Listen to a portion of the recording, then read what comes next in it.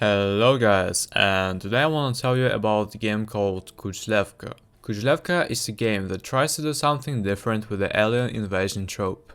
Instead of fighting off hordes of hostile invaders or sneaking around the secret bases, you play as a humble careman of a collective farm in a remote Russian village that becomes the first point of contact with an extraterrestrial civilization. Your job is to manage the visitors who wants to enter the crashed flying saucer and interact with the mysterious aliens who seem more interested in studying human desires than conquering the world. The game consists of two main modes, the day mode and the dream mode. In the day mode, you have to deal with various characters who come to your house and ask for permission to enter their UFO. You can either accept or reject them, depending on their motives, personality and background. You also have to deal with your own family and friends, who have their own opinions and problems. The game tries to make you feel like you have some agency and influence over the outcome of the story, but it's mostly an illusion. The game is very linear and scripted, and your choices don't seem to matter much in the long run. In fact, only a few choices really affect the ending. All other options are rather needed for obtaining achievements. The dream mode is where you can explore locations from the first view.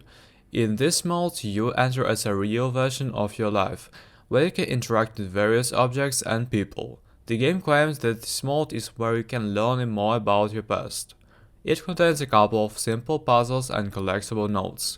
It's also a little bit buggy, with frequent freezes, especially in the Jagged part. The plot. The beginning of the dashing 90s in Russia, the village of Kozlevka.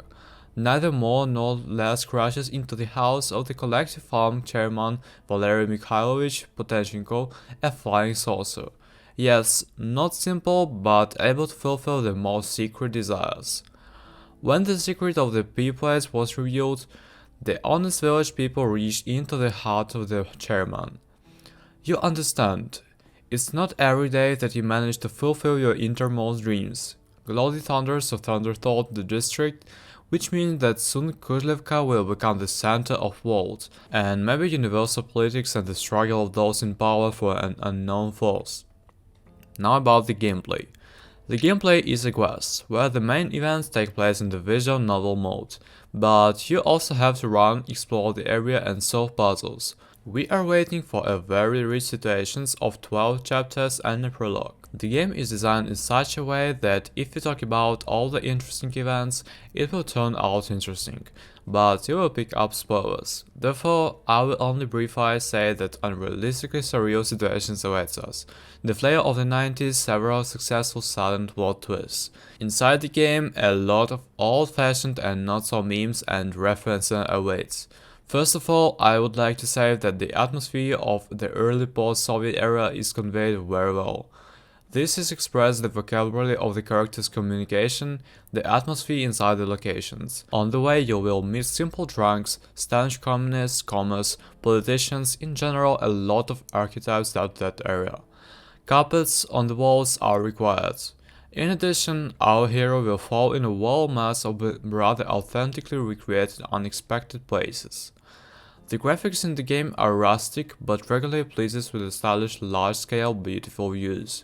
Our hero is free to behave as he likes to in terms of worldview and decision making, and this is a huge plus, as it allows you to steer situations in radically different directions. There is no set script once and for all. Purely on intuition, you can reveal a lot of secrets that the game holds.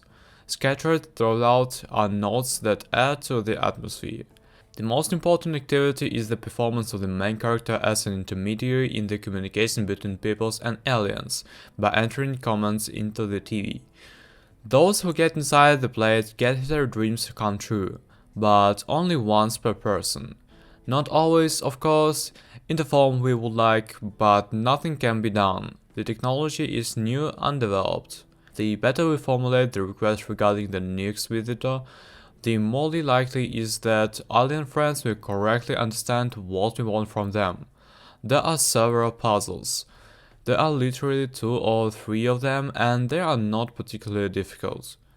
There is a convenient system by tracking key decisions in quests. Thanks to her, you can understand that in one passage all the secrets cannot be revealed. Let's talk about the technical state of the game. Everything was done without any bugs and failures. The game is equipped with decent sound and music. Consider the pros and cons of the game sum up.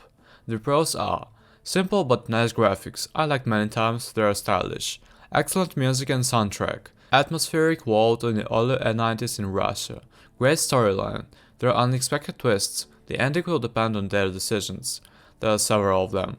The successful symbiosis of a visual novel and a first-person exploration of the world. Lots of references and secrets. Silly humor, originally from the 90s, liked. Russian language text and voice acting. Both are made to a high standard of quality. The minuses are explicit not found. Conclusions. A chic adventure that combines a visual novel with an exploration of the world. Great plot and twists and turns. A lot of almost unpredictable events and places to visit.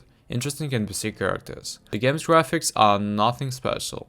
It has a low quality style, which is not bad, but the main thing is the weak animations. And in games that are mostly based on the conversations, this is really important. The sound design is also mediocre,